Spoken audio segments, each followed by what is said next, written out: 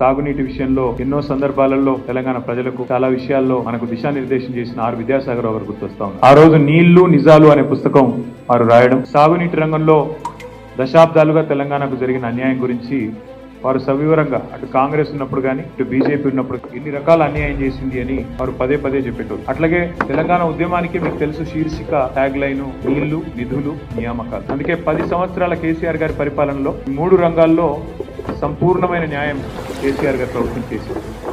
నీళ్ల విషయంలో గోదావరిలో అటు కృష్ణలో ప్రతి నీటి బొట్టును ఒడిసిపట్టి ఒక్క చుక్క నీటిని వదలకుండా కాళేశ్వరం లాంటి ప్రాజెక్టు కాలంతో పోటీ పడుతూ కట్టిన, అట్లాగే పాలమూరు రంగారెడ్డి ఎత్తిపోతల పథకాన్ని దాదాపు 90% పూర్తి చేసిన, సీతారామ ప్రాజెక్టును కూడా 90% పూర్తి చేసి కృష్ణలో గోదావరిలో సంపూర్ణంగా ఒక్కొక్క నీటి బొట్టును ఒడిసిపట్టి తెలంగాణ రైతాంగానికి తెలంగాణ ప్రజల ప్రయోజనాల కోసం నిరంతరం పనిచేసింది కేసీఆర్ ప్రభుత్వం.